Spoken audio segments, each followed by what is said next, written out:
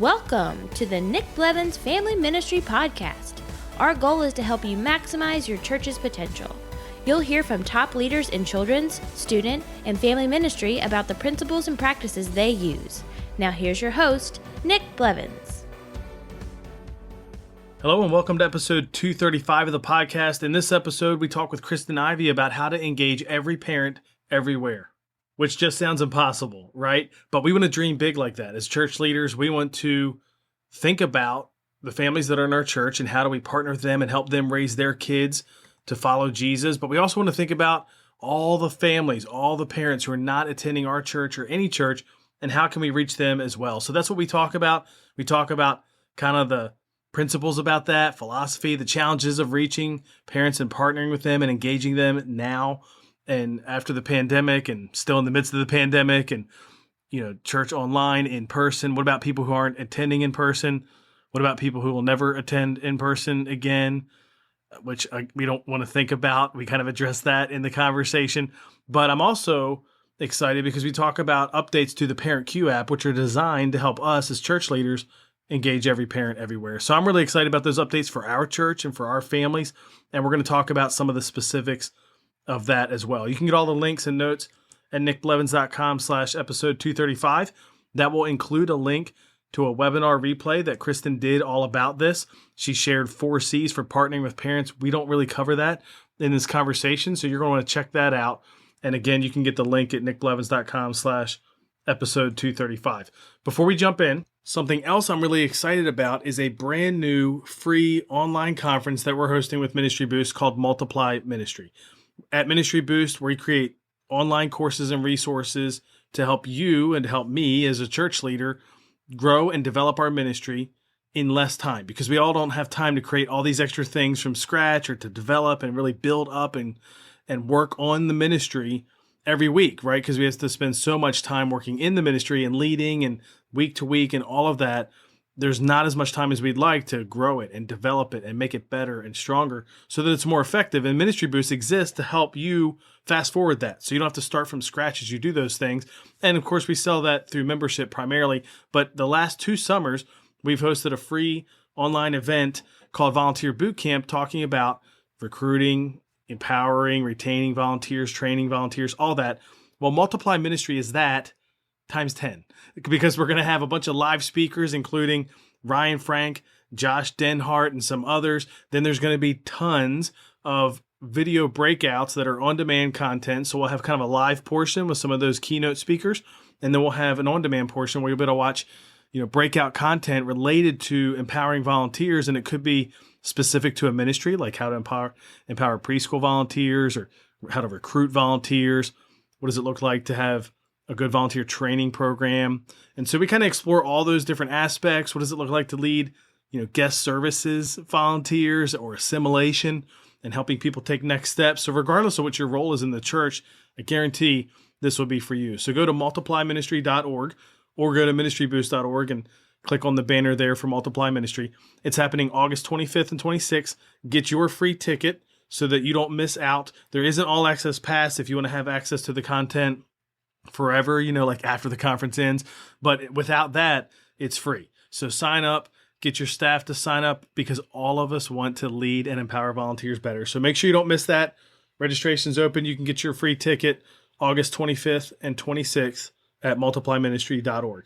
Let's jump into my conversation with Kristen now, talking about how to engage every parent everywhere. All right, today we have Kristen Ivy back on the podcast. Welcome back, Kristen. How you doing? Nick, it's so good to be here with you today. I love any chance that we have to connect and talk. Me too. And now I'm talking to the president of Orange. I don't think I've had a president on my podcast before. I'm going back through, like maybe there's somebody who owns their own business, so they call themselves the president, which is fun. But I don't even think we've had that. So your first president, or as Jamel Jones just called you recently, La Presidente. How does it feel to be president? Well, there was a lot of conversation about officially naming me president, and we'd had conversations with our board of directors pre-COVID, actually a while before COVID. And every time that it sort of came up, like we wanted to make the announcement, I said, maybe not just yet. And then COVID happened, and it was definitely could we just not do that right now? Oh yeah. Yeah. Who wants If to I become had to, president in a pandemic? That's not the yeah, time you want to, yeah, that's not the when time you you want ask that move. how it feels like a lot of responsibility. Yeah, So sure. there's just a lot of, I guess, responsibility that you feel um, when that's officially announced. But grateful for the opportunity. I work with the best team on the planet. I'm 100% biased. I love who I get to work with every day deeply. And I just feel extremely, extremely fortunate that we get to be a part of this mission together, participate together, be a part of, this collaborative nonprofit organization that gets to, collaborate with so many ministry leaders like you and all of our friends who are here for the next generation. And so the opportunity is just incredible. I love what we do. That's awesome. Well, I always say my favorite thing about Orange is the people. So as you get to know people from Orange, whether it's your Orange specialist or you all, or you're in a breakout or something at a conference, it's easy to see why it's such a great organization, because you do have awesome people. And my second favorite thing is the innovation. Like, you all do all these things that us as church leaders could never do. Like, we can't make apps or write books for every age or whatever. There's like a million things that you do that we can't do. And one of the big ones is helping us partner with parents. And so that's what we're going to talk about today. We've probably talked about this before when you've been on. I don't know, but you keep adding new great things to help churches partner with parents. So we're going to talk about the ParentQ app. And so give us kind of what's going on with the ParentQ app. New updates are coming out. There's going to be a lot more that works in there. Even speak to churches that maybe don't use Orange curriculum. Tell us all about it. Well, Nick, you say that Orange does things that you as a ministry leader can't do. And yes, but I'll reframe that just for a second, because I like to think that we have this unique opportunity as church partners, that we're listening to ministry leaders like you and a number of our other friends in ministry who have great ideas. But because you're pulling off the everyday relational work of building bridges in your community and maintaining relationships in your community, recruiting volunteers, training volunteers, retaining volunteers, getting everybody ready for the week ahead, making sure that those relational bridges are strong. That takes up so much time and energy and attention that the amount of time remaining to create resources and content and those kind of things is limited. But that's where we come in to, I would say, partner with ministry leaders like you to bring those ideas to fruition. But what we do would not happen at all if we were not deeply connected with ministry leaders. So we are, like you said, we just created an update for ParentQ app customization, but that was created from lots of conversations with ministry partners going, all right, we got to figure out how to re-engage parents post-pandemic. And one of the things that we know for certain is we're going to have to be thinking physical experiences and digital experiences at the same time. How do we show up for families physically and digitally? Even if families never come to our physical experiences again, what about those families who, maybe they don't come back to church, maybe they weren't coming to church to begin with, maybe they only come every so often to our physical experiences? How are we going to engage with them digitally so that we can still influence the discipleship that's happening in their home? And it was those conversations that really began to kind of get the wheels of innovation turning and saying, okay, how might we respond to this? And incredible leaders who are putting on the table, well, what about this? And what about this? And what if? And how might? And so getting to be a part of gathering those ideas and then meeting with developers to try to do our best to push some of that innovation forward has been really, really fun. I know we had some conversations, you and I, a few months ago where we were talking about this. And so we just launched an update to the content management system for churches to customize ParentQ app for their ministry. And we are so excited about how that resource could serve ministry leaders. But it all starts with the fact that we can all do more together than any one of us could ever do alone. And I think that's kind of important just to keep in mind. Absolutely.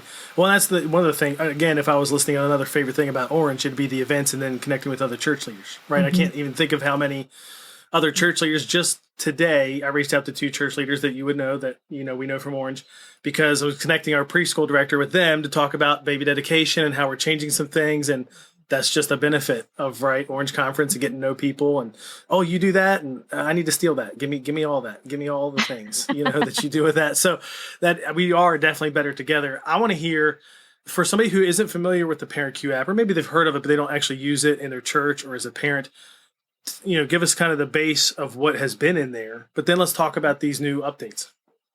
Yeah, so Parent Q app is a way that a parent can download the app for free.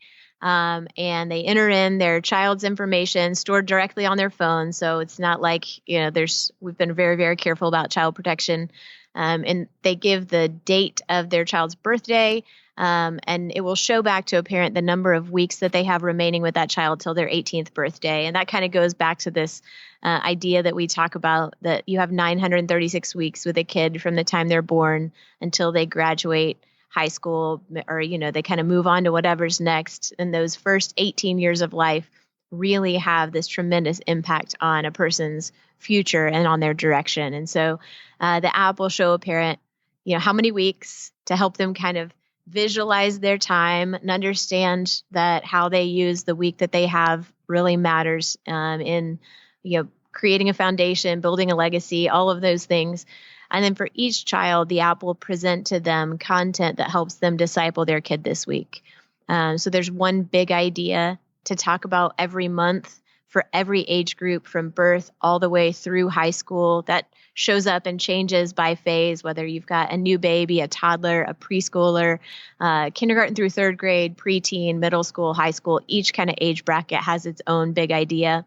Underneath that, it has a Bible story video that you could watch together, a memory verse for you to memorize, one question that a parent could ask their kid this week that would help them talk about faith at home in everyday moments, and then some weekly cues to build a relational rhythm in the home to help parents have that relational connection with their child this week. So there's discipleship content that's directly in the app, free every week to parents, just to help them have better faith conversations at home. We believe that it's important to provide that to every family, everywhere, to keep that content available so that anybody who wants to access it has something right at their fingertips that will help them talk about faith with their kids every day. Some of the updates, though, that we've been working on really are to build out more and more and more into the church customization side, like you're talking about, Nick, so that a local church can say, hey, we are right here as the best relational connection for your family, so that we can really come alongside and support your family as you're raising your kids to have a better faith and a better future. And so for church ministry leaders who customize the app, there's kind of this back-end content management system where you can input important ministry information about your church logo, your name, your social links, if you've got a podcast or a YouTube channel, or other things that are important for people to know about your church, a giving link so that parents can go on and give to your church directly through the app.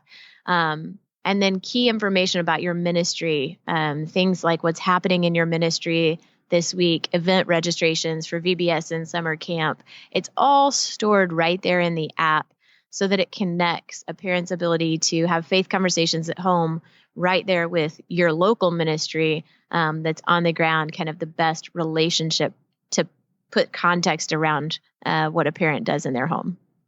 And I love that you're doing all this in the app, because so many of us live that way, right? Like my Bible's in my phone, my calendar's in my phone. When I was exercising or trying to eat right, that was in my phone. In fact, I get reminded every now and then I'm still not doing that.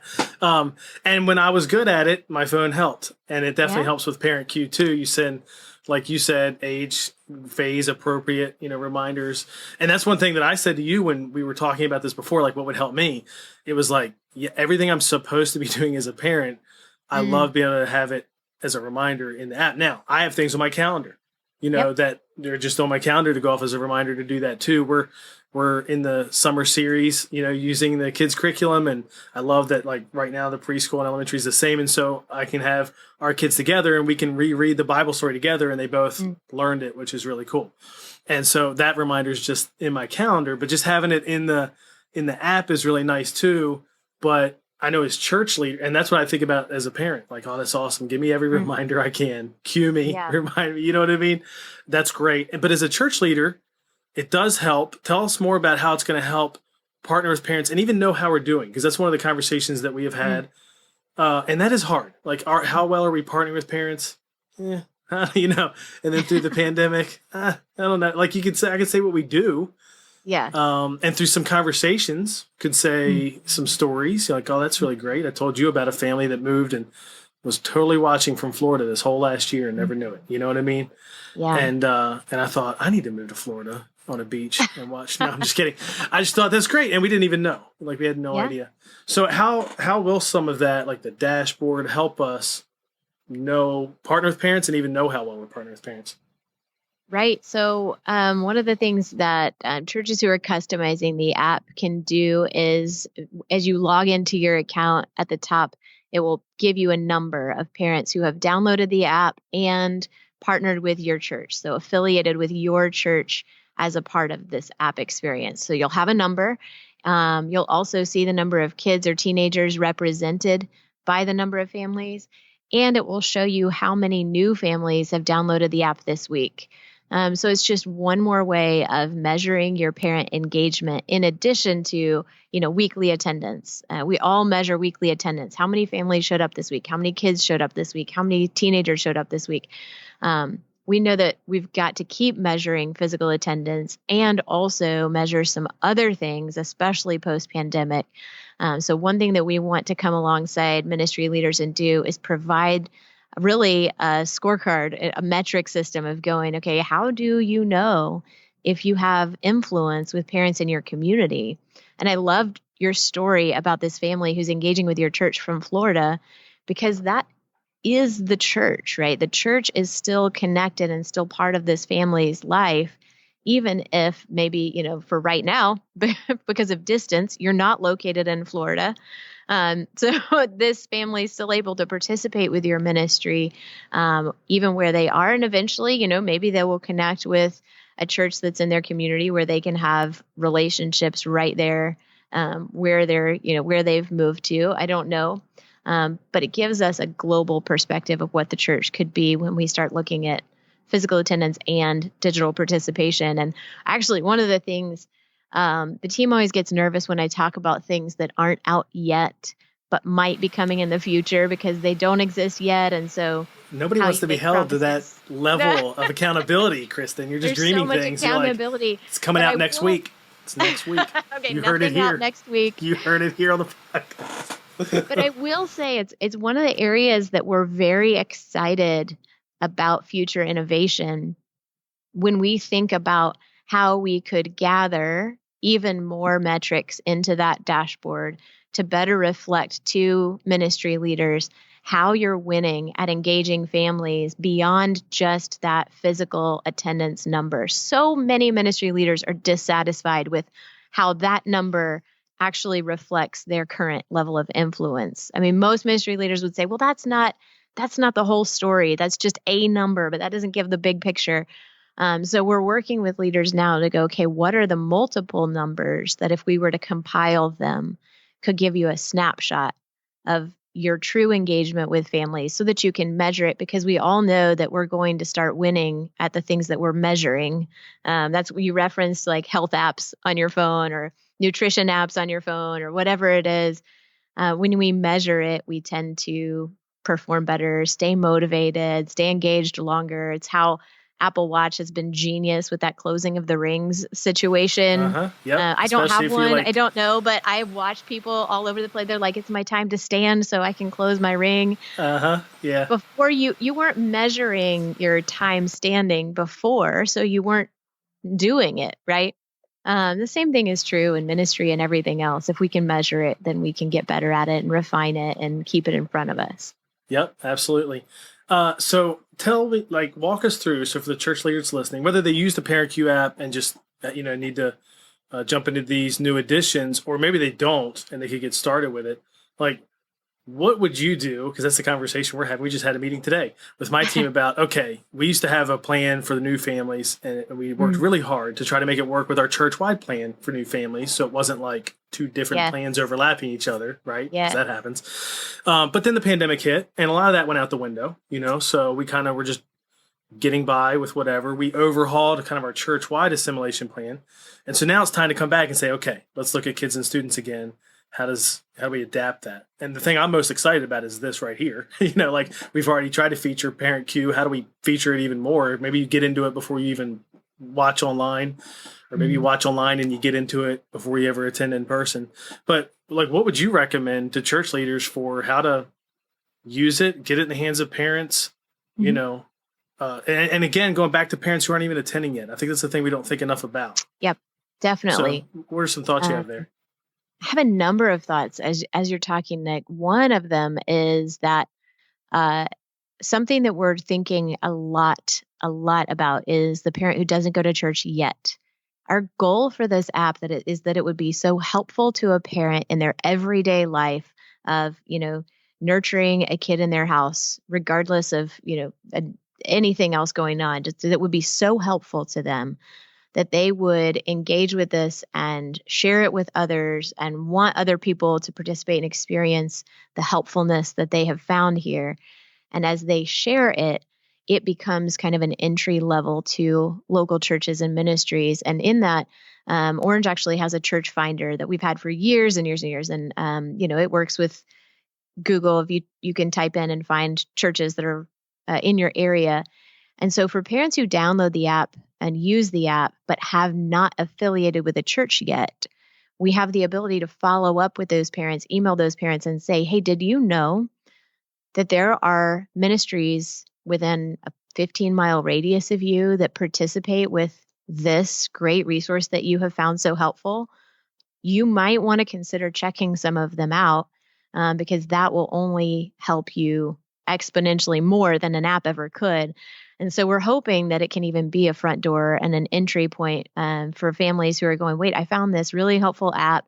It's been amazing in resourcing my family. And also now it's pointing me to a local church community where I could find relationships that would elevate and enhance everything, all the resources that I've found here. So that's definitely one of the goals that we have for this, is that it would direct families into local community, because no app can, provide local community. We can't do that anywhere else but the church. And so that's a really important piece of it. I think another question that you were asking about how this specifically helps a parent.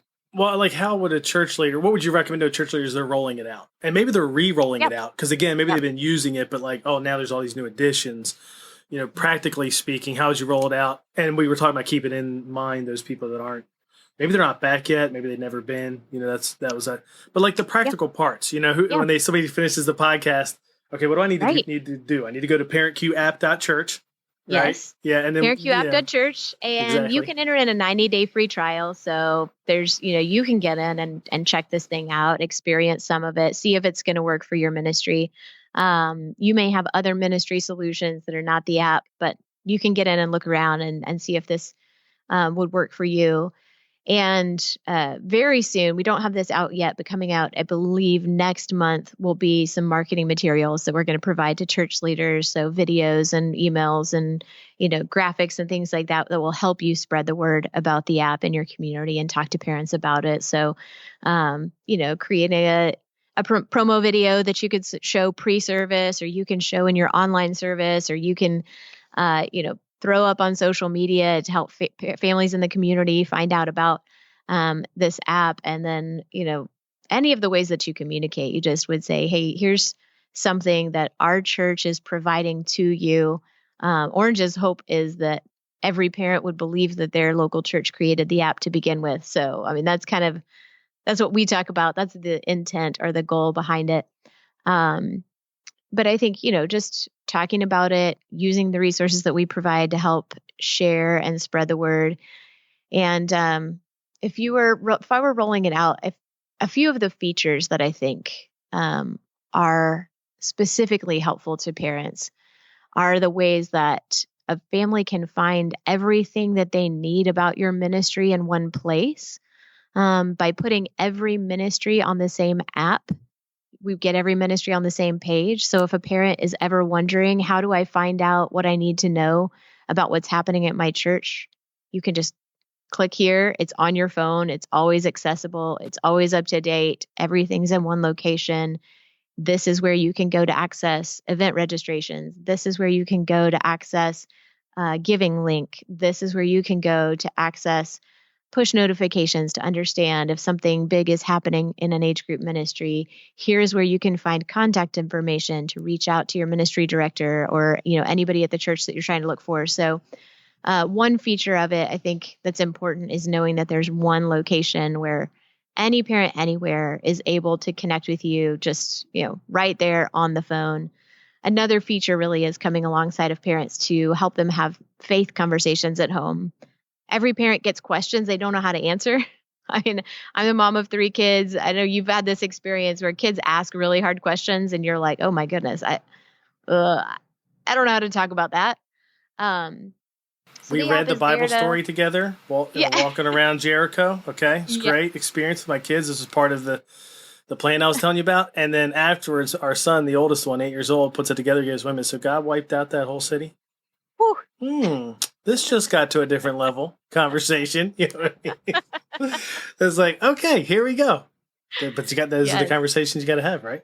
Like they are. Kids are going to ask some really hard questions, and I think most of us, you're not really prepared for that. You're like, I don't really know how to talk about this or where to go.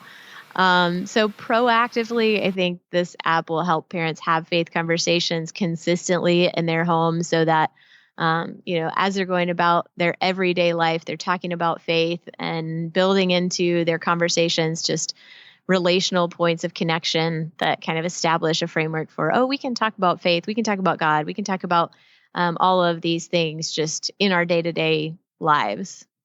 Mm-hmm, definitely. So I know people are thinking, wait a minute, how do you do event registration? Like it's right to the specifics. Wait a minute, how do you have everything in a parent needs in one app? Like push notifications. I think people probably understand how that works, but like, how does that work? So like, my church has, let's say this website, we put some things there, or maybe we use our church management system, put it there. You know how it is. Churches do a million things. Absolutely. Which just adds so much challenge to you all trying to create one resource for all of them. But like, how does that work practically? We're trying to keep it as simple as possible. Our team has worked really hard to consider, what if a ministry has one volunteer who spends, a couple of hours on this website that we've created for kind of the back end content management.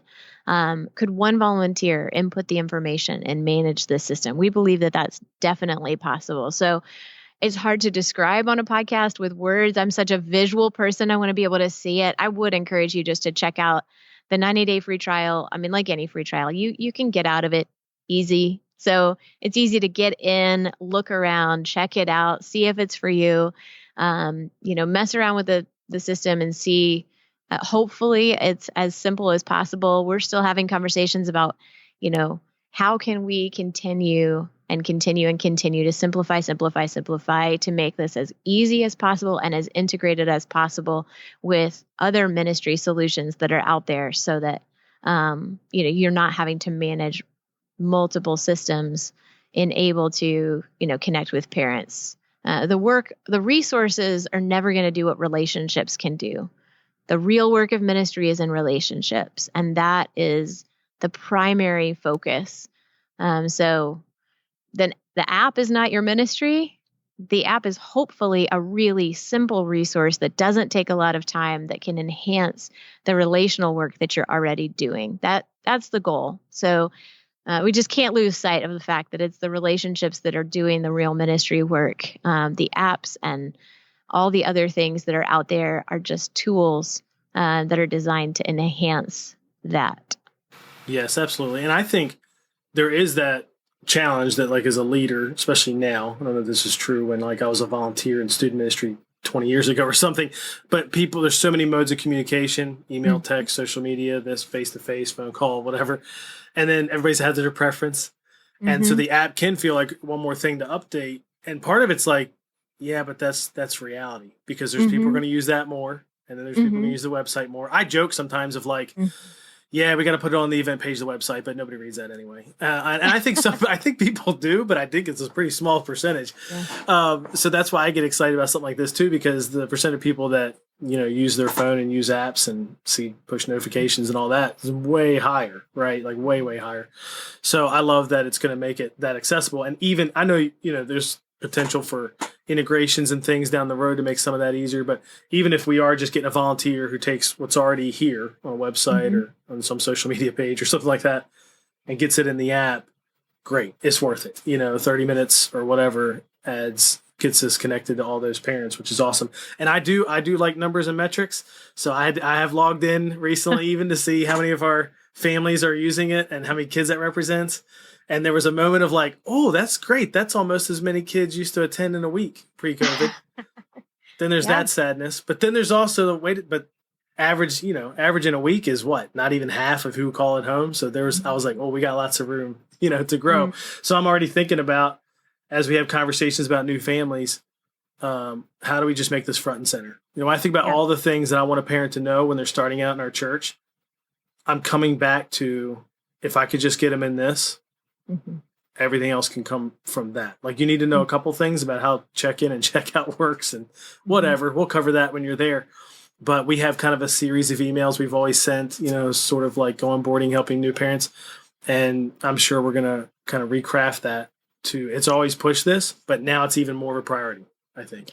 So. Well, we have to start thinking about digital, I think, as a foundation or a baseline to relationships, whatever that looks like. If it's an app, if it's, I don't know if you're using text notifications or whatever your digital solutions look like as a ministry. Let's just assume you have them, because you should have some by now. But certainly, we have to right now. But that is your relational baseline for engagement. We ministry leaders, you've all been asking this question forever. How do we engage with families who are prioritizing sports on the weekend? How do we engage with families who, they're going out on the weekend on, family outings and they're not participating in ministry? If you have a digital baseline, that family can stay connected to content and to, the things that are happening in your ministry when they're not in the building, so that they're more connected to you when they do come physically and when they are physically present. It's just like a friendship. I mean, I think about friends in my life where I'm like, well, if we're texting with each other consistently and we're having these digital connections, those text messages are not the core of our relationship, but they do establish a baseline so that when we're able to be in the same room together physically, we have this history of connection and things kind of go deeper faster because there hasn't been this big gap. We've been, using digital to stay in a level of relationship that's only enhanced by our in-person physical experiences. And our ministries can do the same thing. We stay present digitally, Facebook, social media, email, apps, whatever that looks like, with families to provide that baseline. So then when they participate with us, it's like, oh, we haven't been silent or absent for months and months and months and months, so that it's awkward when you come back in the building and you're like, oh, do you remember me? Do I remember you? No, you're able to kind of jump right back in. And it's been interesting because that's been the experience of a lot of church leaders with COVID. New families are coming back to in-person services every week. We see that at our church. And we did as best job we could, I think, making phone calls and staying connected to people. But, you still see somebody, and because there wasn't I think there was a digital baseline for them. They were watching or listening online. And if they were in a small group, I had that, which is great. I mean, and all of that obviously is what helped keep them connected. But from a staff standpoint, I think, man, we haven't talked in 8 months. You know what I mean? Like, that baseline wasn't there personally. Hopefully they had it with the church and with their own small group. And that's probably what matters most.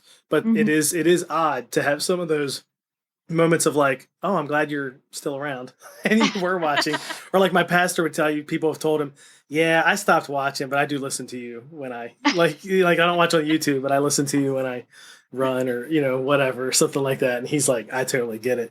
All right. I want to end with this question. I'm going back to something you said earlier that I think gave people heart palpitations. And so we're going to bring that back because that's going to be fun. And it's you had that reference that for those people that aren't going to be coming back in person again, like ever. And I think all of us already know there's this percentage of we don't know. Are they here? Right. Are they coming back? Have they fallen away? And we're still in that time too, of course, with COVID where people aren't attending for that reason. But even if that weren't a concern for somebody from a safety standpoint at some point, we all know some people have fallen away. It's just a natural casualty of the pandemic and that many months apart. What are your thoughts on, what would you tell church leaders in terms of how they probably need to start thinking, yeah, you're not going to have everybody every week. Yeah, you're not going to have everybody 3 times a month. Yeah, you know what I mean? There was a pastor, a church planner who actually is in Tifton, Georgia, not too far from you. And his church was 130. And I remember he told me late last year, he's like, I know everybody in our church. And I would tell you that whatever somebody's commitment level was before the pandemic, cut it down 25%. Not everybody, but most people. He said, so if they were weekly, they're 3 times a month. If they were 3 times a month, they're 2 times a month. And now with online, what it is, you can do that and not even feel like you've missed a beat, and we could argue about in person, like you talked about. But what would you say to church leaders who, I don't know, maybe aren't coming to grips with that yet? What do you mean aren't coming back? Or what do you mean online only? Or what do you mean check out online for 9 months before they were coming? You know what I mean? What would you say? Because I feel like the first response is, what are you talking about? That you can't not come in person. So what would you say? So many different things. I think the first is that we have to go back to our why. Why do we want a family to come in person? And I think we really have to pause and reflect on that deeply, not just answer it quickly. Because a lot of us, we got into ministry, we can answer that question fast. It'll be like, oh, here's all the reasons why you're supposed to come to church. But to pause and really think about why is it important? Why do we want a family in our ministry? And when we come back to the why, then we need to begin to reimagine many different ways to accomplish that why, more than just physical attendance in church. Because the reality is there are a lot of families, and there always have been a lot of families that choose not to come to church. Some of them choose not to come to church for some very good reasons. And we need to be honest about that and go, there are some very good reasons why a family might not be participating in a physical experience with our ministry right now. As we're in the middle of this research project with parents asking, what really helps a parent win at home as a caregiver with their kid. And we listen to some of the stories of families. I have to say there's a number of stories that come in that I think, well, if I were that family, I would not be going to church either. And that sounds probably awful out of context. But there's times when you're dealing with illness, right? And you go, well, it's just not practical to be in the building going to church right now. Or you're dealing with special needs issues that might prevent making, Sunday morning attendance. In a lot of scenarios, churches may or may not be designed to handle well or to accommodate well every child. That's an area that we all need to be, thinking about and working on. There's situations with, blended families where, the kids are not in that home every weekend. And so they're not going to be coming to this church every weekend because the child is not in the same physical location. That's a very legitimate and real reason not to be going to church. And we have to own it and go, okay, then it's not that parent's fault that they're not coming into the building. It's our responsibility to be more creative and not have only one solution for how a parent can, enhance their relationship with God or have a deeper faith or disciple their own kids or all of these, the answers to our why question. We have to be able to come up with multiple solutions. Another side of this that's really been on my mind a lot lately is when you look at all the millennial studies. When I was volunteering in youth ministries and, interning in youth ministries and working in youth ministries, millennials were the teenagers, right? So it was like, that was what youth ministry was studying. Youth ministry was studying millennials. Well, now the millennial studies are relevant for engaging families and parents. And what they have always said consistently is that this generation, defined by access to technology like never before, is characterized by this fundamental belief that life has options, and every aspect of life has options. And it's that idea that, well, if I want to know how to navigate from here to dinner, I could decide if I want Google Maps or if I want Apple Maps or if I want Waze. I get to choose.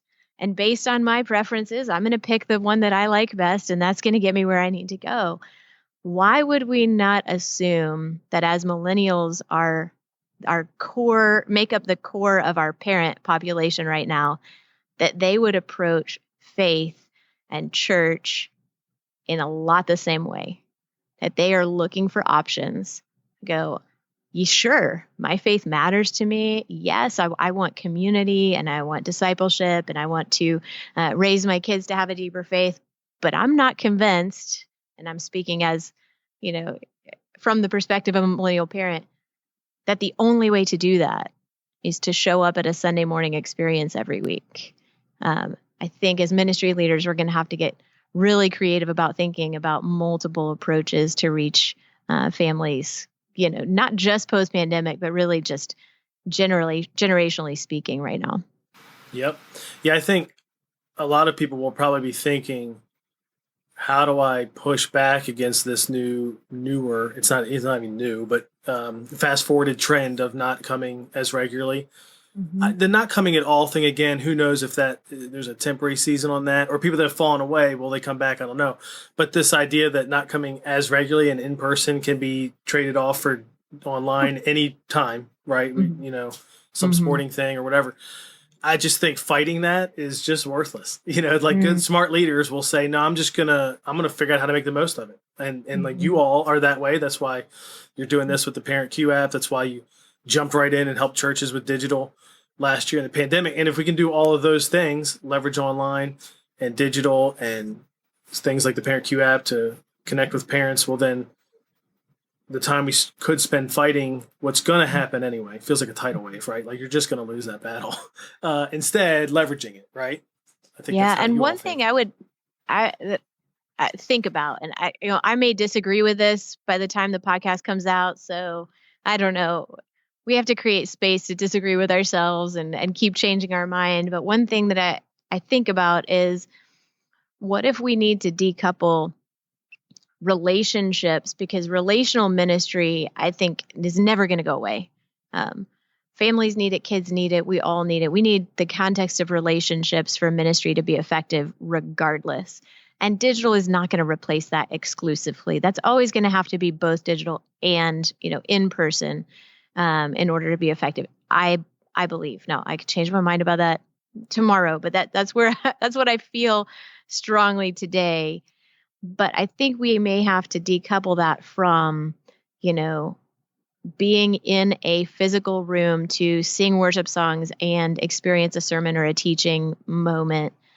Those particular expressions of being together at that point in time, are there other ways that we can have relational ministry that might be effective? I think that's where the questions, and that's where some of the tension that you're hitting at is, all of us feel uncomfortable with saying that, of going, whoa, what do you mean? What do you mean? What do you mean? Like, that's my job. That's what I do. And it's so powerful and so important and so effective. And I don't want to minimize that at all. But we have to get back to the why. Why do we do it? So that we can begin to reimagine if there might be other ways as well to add to what we're already doing in order to enhance our effectiveness at accomplishing the why. I do think, part of the benefit of all this too is people were missing all the time before the pandemic, right? My family, would we travel whenever, or my kids would see their grandparents or something in Virginia. And it's like, now I just love the idea that you can miss but not miss. My kids were down there recently and they watched online. And when we talked that week, it was like they had gone. Now they didn't have the small group leader relationship and all that, but they didn't miss a lot of that other stuff, which is just great. I love that as well. And I love that you mentioned grandparents, because Nick, this has been something we've discovered. that now, because ministries have been so creative digitally, our children's grandparents are actually able to see what they're seeing and participate and be involved. And so, like in our family, we've watched so and so show online, which is the way that we present Bible stories, and the kids love it. But now the grandparents are watching it, and that just creates this whole next level of intergenerational dialogue and relationships, and they love being able to participate in the conversations with our kids as well. So there's kind of a added benefit for, multiple generations when you think about digital experiences. Absolutely. And I feel like Reggie mentions that every time now. Like every time he gets another grandkid, it just ratchets up his focus on helping grandparents continue to be part of the conversation, which is awesome. That's a good thing. That's a really good thing. Cool. Well, tell people where they can go if you want to find out more, parentqapp.church. That's right. And then anything else that's coming up. You got Orange Tours going on in the fall. You already did some. Yeah, tell us all about that. Orange Conference, tickets release a little bit at a time. It's a little bit of a strange year for us, Nick. I keep joking that I have no idea what month we're in. It doesn't help that this particular summer here in Georgia has been mild and rainy, so it doesn't really even feel like summer. But we did not have Orange Conference for the first time in 15 years, so I missed a major mile marker there in April personally. And now we're actually on the road for tour already. So we're currently out. We've done our first 4 stops, tour limited. We've been in 4 cities so far. We're actually going to a city at least once a month all the way through next conference. So we're doing tour completely different, tour limited experience. I'm out on the road with Reggie and Darius Daniels, who is incredible. This last time, every time that we get in front of a room of leaders, he adds to and enhances everything that he's saying. And this last time I was taking so many notes, I was like, Darius, it's not fair. I can't get up and say anything because I just need to sit and think about what you just said. But that's been a really fun experience. So we're already out on the road. You can check out where we're going to be for Tour Limited. And then Orange Conference 22. I'm glad you mentioned that. I'm really excited about it. Just like all of you in ministry, we've been rethinking what we do.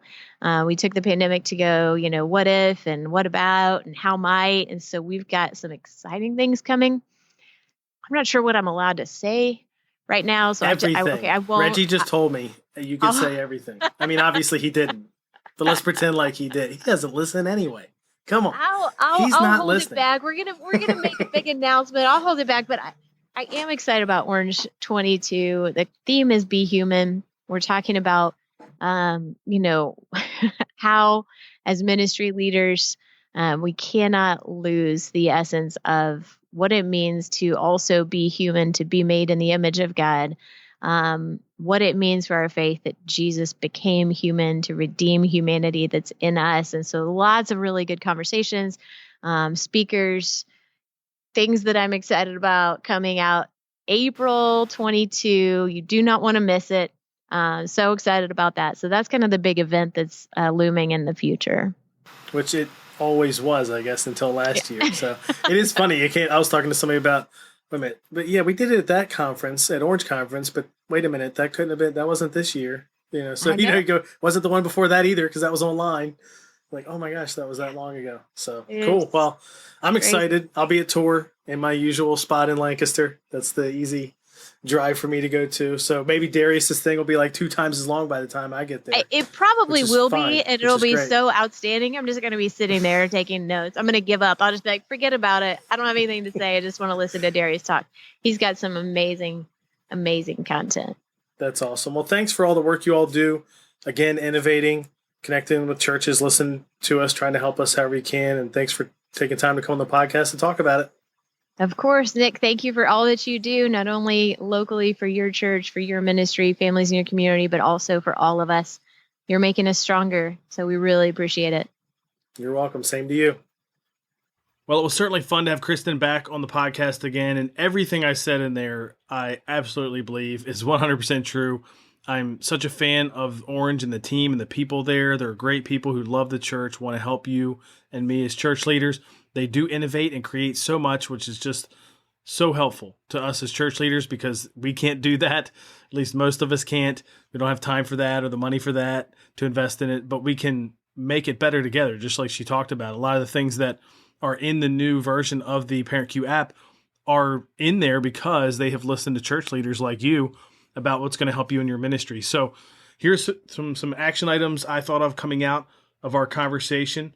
One, of course, is to watch the replay of the webinar. I mentioned that in the beginning, as well as when we were talking in there. Go to nickblevins.com/episode 235 to get all the links and notes, and you'll have a link to the webinar replay there. So watch that if you didn't catch it. She talks about the 4 C's of engaging every parent everywhere. And then check out parentqapp.church. And go ahead and sign. If you're not signed up like my church is, do it. Try it for free because it doesn't mean you have to be committed to it. Check that out. And then the third action step, and this one will be a little harder than the other two, create a plan to roll it out to your parents. And there's probably 2 phases to that. The first rollout plan, if you've never communicated this to parents or, put this in front of them and help them use it to help them, lead their kids in faith and character, create an initial rollout plan, how we're going to roll this out, let's say in September. And then another plan for what does it look like all the time, continuously as new parents come into your church. And like we talked about there, I actually think there's going to be great ways you can do it and use it to help parents who aren't even coming to your church yet.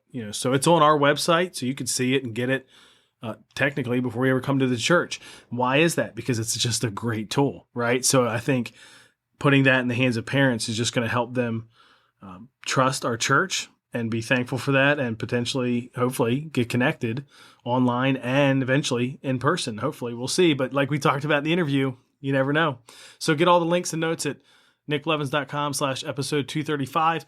Like I mentioned, the Multiply Ministry Conference is happening August 25th and 26th online. It's free.